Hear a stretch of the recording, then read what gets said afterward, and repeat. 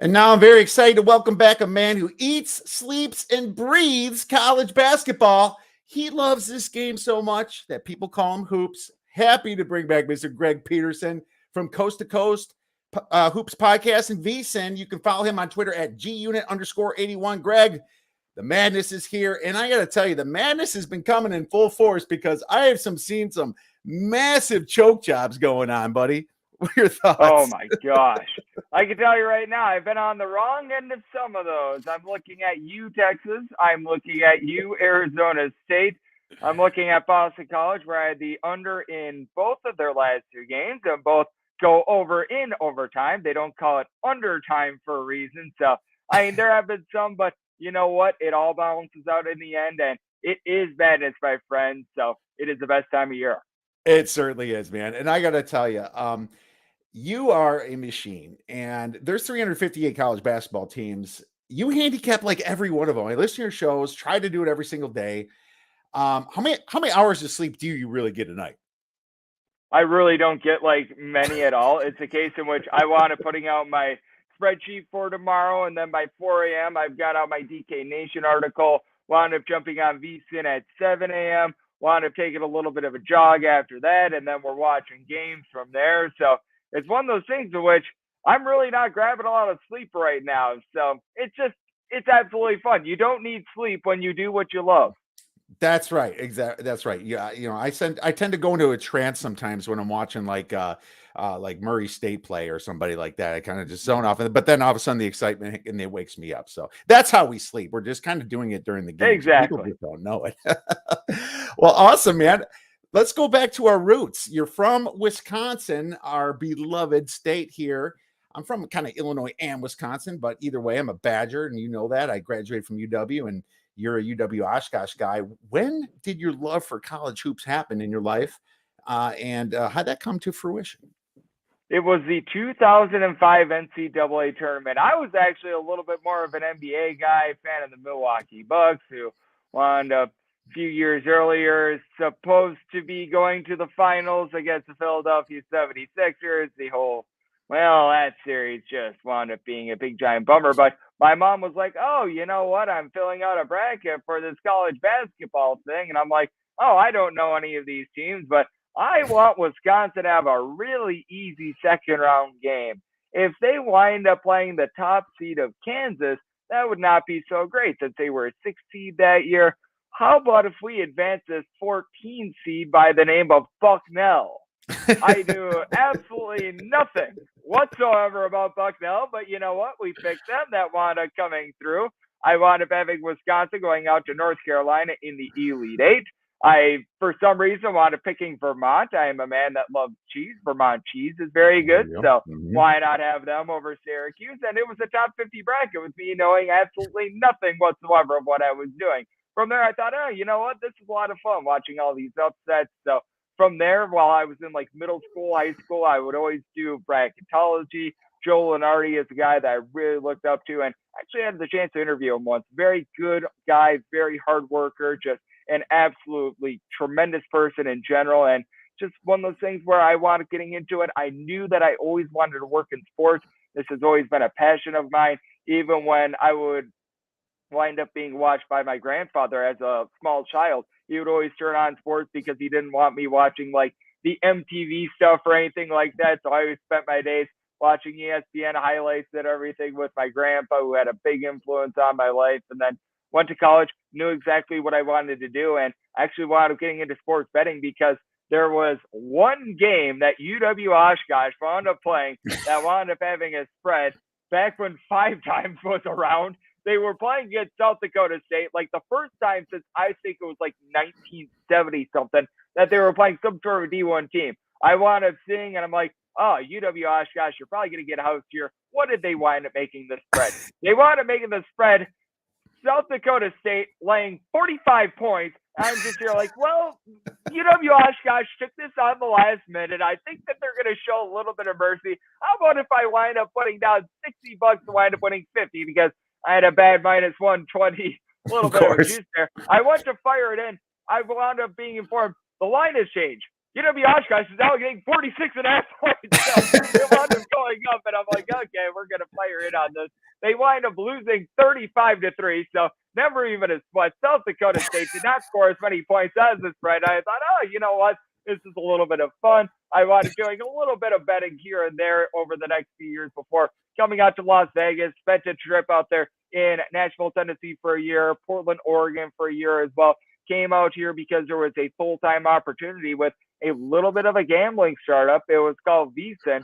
I knew that it was started up by Brent Marsberger. Really didn't know a lot else. Know a little bit about betting, but it's not one of those things where I was like doing a ton of it. It was just a way for me to be able to pay the rent when I was getting out of college because student loans are just absolutely brutal. And UT Arlington made me some very good coin for a few years. So I was very happy about that. But it's just one of those things in which I wound up starting up at VSIN, really loved everything about it. I thought, hey, there might be a little bit of future if things wind up getting legalized. Sure enough, things do. Here we are. Sports betting in general has blown up. VSIN has wound up blowing up. I just continue to wind up putting out my picks because I actually wound up getting a tip that I should maybe put out a couple by a man by the name of Matt Humans. And Matt was certainly right about that. You have your ups and your downs. You wind up having those that love your picks. You know that there are going to be some people that they wind up coming at you as well, but you always take it in stride. And I am just very happy about everything that has wound up happening. Would not change a thing. Wow. All in a nutshell right there, man. So when you made that first bet on Oshkosh, they saw you as a sucker. So like, we're going to move the line the other way is what happened to you, buddy.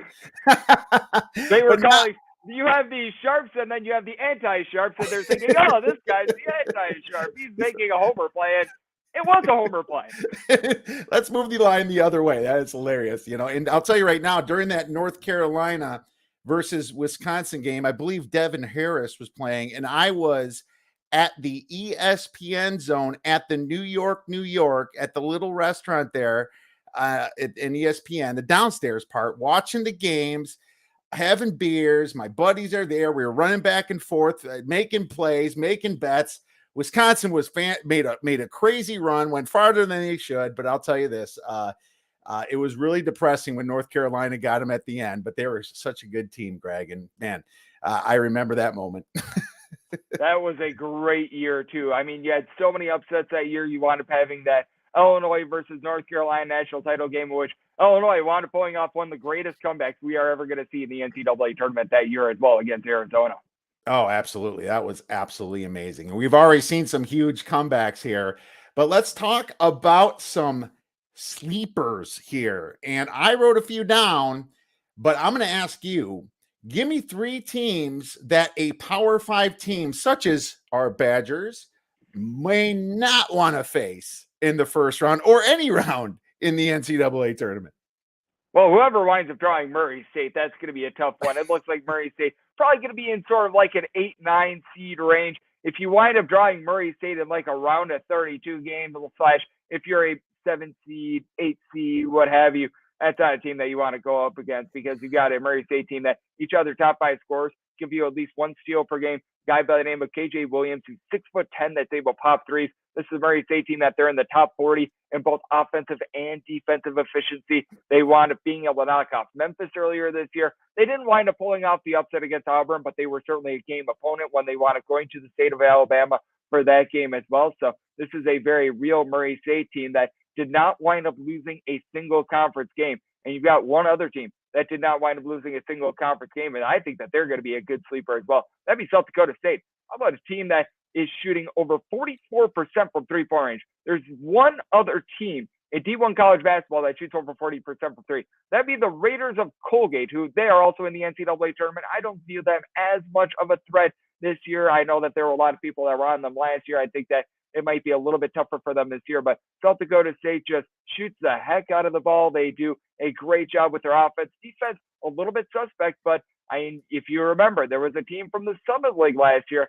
that was very similar, and they wound up being able to win a couple games in the NCAA tournament. So I do think that they're going to be a really intriguing team. And then when it comes to what we might end up getting out of some of these conference tournaments as well, if Grand Canyon is able to make it, they're a team that I think could really be able to make some noise. With regards to points allowed on a per possession basis, this is a top 12 team. They are very well coached under Bryce Drew. They made the NCAA tournament and covered last year against Iowa. They've got a backcourt that I like in Javon Blackshear, coupled with Holland Boo Boo Woods. These two guys combined to be able to give you about 33 points per contest. They shoot it well from three. Now, overall, it is a Grand Canyon team that doesn't necessarily shoot at the world's greatest at the free throw line, but I think that if Grand Canyon is able to survive and get through the WAC tournament, they're a team that if they wind up drawing, say, 13 seed, say, 14 seed, that they could really be able to make some noise. You know, you had two of my three. So there you go. I think you had some great points there. I completely on board with Murray State. I shouldn't have to say anything about them. They're properly rated on KenPom. I got to tell you, I was on them when they beat Belmont, and they beat Belmont bad. And I watched the game. Belmont was trying to just throw prayers up from three, and they had absolutely no shot. They couldn't get the ball inside. Murray State, top 35 team in both offensive and defensive efficiency. I got to tell you, man, I would be scared to play them. Absolutely great points about South Dakota State, man. I am shocked at how well that they took care of business. I mean, they're number one in threes in their conference, number one in field goals, number one in effective field goals. They play fast. So if they jump a team, this might remind me of that old Buffalo team that beat Arizona, maybe the Baltimore Retrievers that beat Virginia, right? I mean, this team has a shot to be one of those big upset teams. Maybe if they're a 13 seed, 14 seed, not sure where they're going to be ranked. I would hate to play them. And the one that you didn't mention was Chattanooga Mocs, man. And this has got former Badgers written all over it. Coach Lamont Paris is doing a fantastic job for this team. He was an assistant on the Badgers for a long time. And let's not forget his assistant, Tanner Bronson, who used to play for the Badgers. I remember after one of the games, I went to the Nitty Gritty. He was there eating some dinner. I had a few words with him. Now, he wasn't exactly the great player. He was a little bit more of a mascot, but I was really happy to see him be an assistant coach over at Chattanooga. And they play slow. They play some D. They could steal a few games, Greg. Oh, I'm right there with you. Malachi Smith, a guy that gives you 20 points, 6 boards, shoots 40% from three, 3.5 assists, just a 6'4", do-it-all guy. I really like him. And you mentioned it with Chattanooga. This is a team that they're highly efficient as well. They already went on the road and knocked off VCU as well in a game that VCU was able to get their tempo in that game. Neither team got to 60, and Chattanooga still was able to get the job done as Smith wound up hitting the game winner in that game as well. So I'm right there with you. I think that Chattanooga has a shot at, say, a 13 seed to be able to win a game in the tournament. All right. Looks like we are on the same side on that one. So I'm going to ask you a quick question before we get into these games. What lower ranked Power 5 team that's not in the AP top 25 do you think has the most upside in the big dance? I don't know if they're necessarily ranked in the top 25 or not because they've been sort of fluctuating. LSU is a team that I do look at, though. When it comes to LSU, they're just so good on defense. And a reason why LSU's offensive numbers are not as great as you think that they would be is because Xavier Pinson wound up missing quite a bit of the season. He was out for nearly a month. He wound up playing a couple games, and then he wasn't 100%. Now he's back at 100%. Now, I'm a little bit salty that LSU did not wind up covering the spread against Missouri. That was pretty bad, but at the same time, it's an LSU team that is in the top 5 with regards to points allowed on a per possession basis. They pretty much lead the country in terms of steals per game as well. They do a great job of being able to just really stifle opponents with their zone, and then you've also, or their press, and then you've also got a pair of guys, Terry East and Darius Days. They combine to be able to give you right around 29 points. They have size, they're able to pop threes. This is an LSU team that I think that they're going to be able to make some noise in the SEC tournament and the Big Dance. All right. I can't disagree with them. Anybody that plays defense like LSU definitely has a shot to go far. I'm going to go with Rutgers here. And I think they're highly underrated on some of the efficiency sites like the KenPoms, the Torviks and stuff like that. Ranked 73 on KenPom. I mean, this team went through a tear kind of at the end here. They went through Michigan State, Ohio State, at Wisconsin, and against Illinois.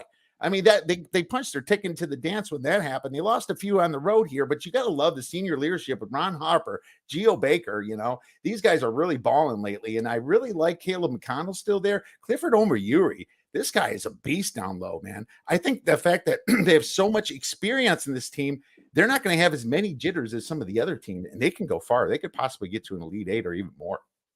And now they have a little bit of NCAA tournament experience as well because they were in Blanket last year. And I'm so glad that you bring up McConnell because he's not a guy that winds up giving you like a whole bunch of scoring or anything like that, but 2.3 steals per game. The big thing for Rutgers is being able to play well on the road because, as we know, the RAC is just an absolutely tremendous home court environment. I mean, you've seen so many teams like Michigan, like Purdue, like Illinois, Ohio State, list goes on and on, go to the rack, they wind up losing. They haven't necessarily had as great of results on the road, but you mentioned it. They wound up taking down Wisconsin at the Kohl Center a few weeks ago. So I do think that this is a Rutgers team that they do have quite a bit of upside because they do a solid job of playing defense, and they play a little bit more of a slow and controlled style as well.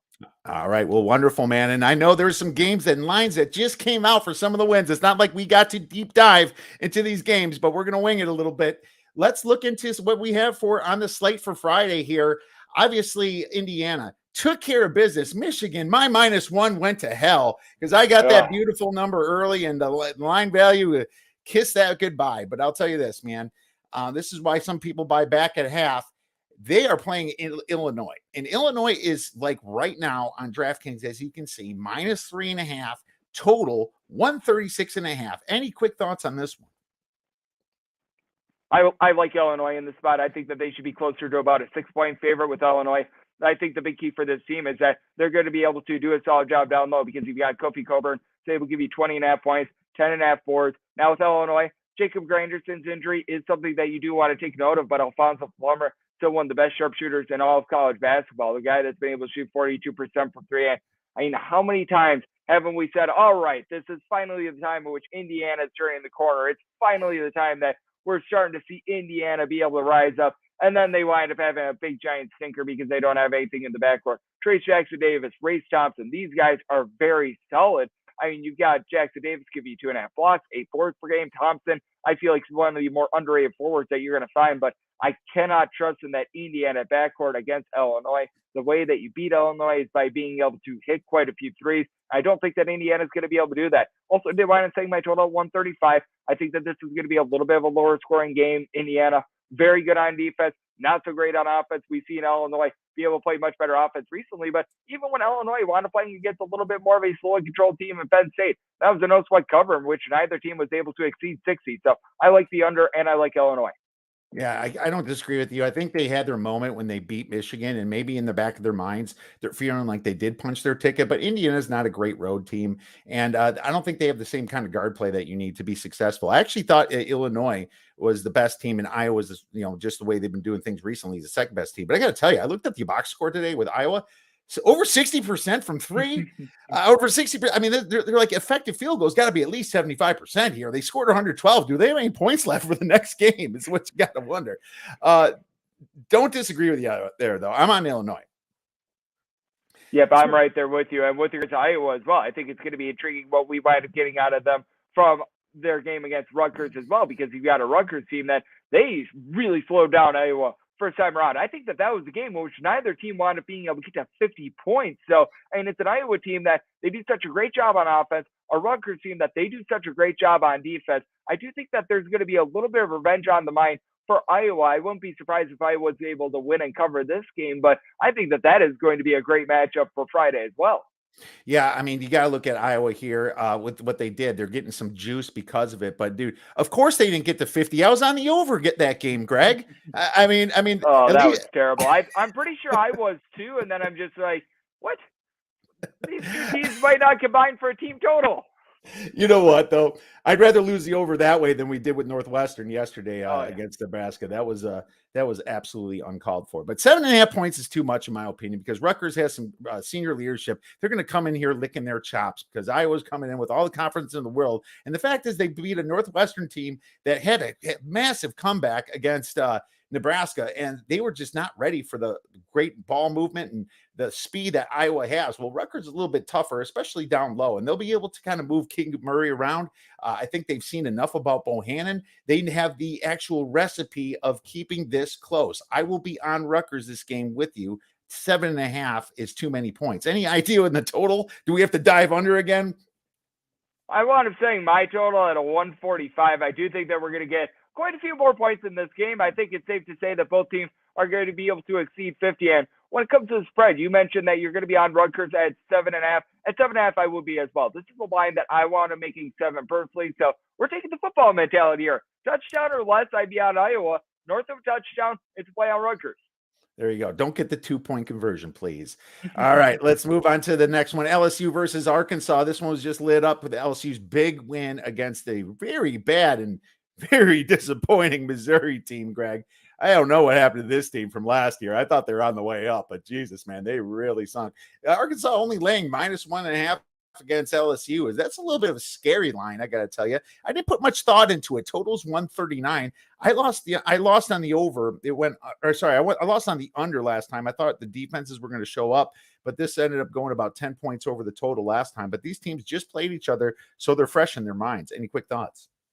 I do think that LSU has revenge on the mind as well, because both times that LSU and Arkansas wound up playing, LSU wound up having leads with about 5 to 6 minutes remaining, couldn't wind up closing out. I think that this time is going to be a little bit different with this LSU team. They are going to be able to play now Arkansas on a neutral court. And Arkansas, they've been amazing at home. Bud Walton Arena is insane. And to their credit, I'm not going to discount what Arkansas has been able to do on the road. Being able to get a win a couple weeks ago in Gainesville against Florida, that was very solid. But I do think that LSU, with the way that they wind up playing defense, it is going to be solid in this game. And you mentioned it, both of these teams rank in the top 20 with regards to points allowed on a per possession basis. I just think that in the end, LSU is going to do a better job of being able to generate turnovers than Arkansas. A team that really doesn't turn the ball over a lot is going to be able to take care of it as well. And this is just an Arkansas team that they shoot right around 31.5% from three-point range. JD Note has been a constant for this team. Who's going to be able to step up and give them right around 10 to 12 points of production?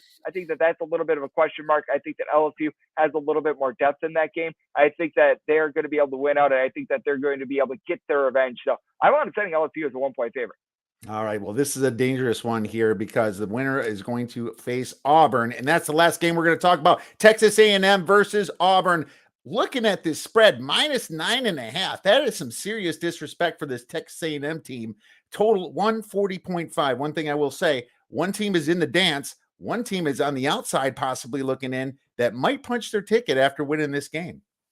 I think that it's interesting, though, with Auburn, too, because you got to feel like they want to win this game in order to try to be able to secure a 1 seed. So I do think that there's motivation on both sides. No question. Texas A&M, a little bit more desperation. Auburn, a little bit more petting the seed line. But that said, I did wind up making Auburn a 10-point favorite. This is a Texas A&M team that they really had to go off and shoot much better from three than they typically do against Florida. They did wind up having to play in overtime game. Now, it's a Texas A&M team that they do have a little bit of depth, so they're more equipped for this rather than, say, a team that winds up playing a 5 or 6 man rotation. But I do think that Auburn should be able to get it done because you do have Walker Kessler, guy that's able to give you right around 4.5 blocks per game. It's an Auburn team that they've really turned over a new leaf. Typically, when you think Auburn, you think of great guard play, but not necessarily a ton of defense. This year, they have been absolutely stifling on defense. Guard play has been a little bit more hit or miss, but Texas A&M, they're a team that they turned the ball over 13.5 times per game. Last time these two teams wound up playing, it was Auburn who wound up getting a 15-plus point win. So I wound up setting my line at 10. Anything of single digits, I'd be willing to lay it here with Auburn. All right, well, I hope it gets to 10 because this is one that I'm going to be against on the Texas A&M side. The reason that is because I look at Auburn and kind of what they did down the stretch here is that they failed a little bit, in my opinion. If you look at one stat that I really like on Haslametrics, it's what teams do away from home. If you look at Auburn here, it's actually pretty low. They're one of the top or the bottom, let's just say 20 or 30 teams, and they're just their play away from home. Of course, everyone's got that Georgia game in mind here, right? But obviously this is not a true away court, but this is still away from their home. I know they're going to be motivated, but I'll take the dog in the fight that's trying to get in the dance. So we don't disagree much, Greg, but we might have to have a little beer bet on this one.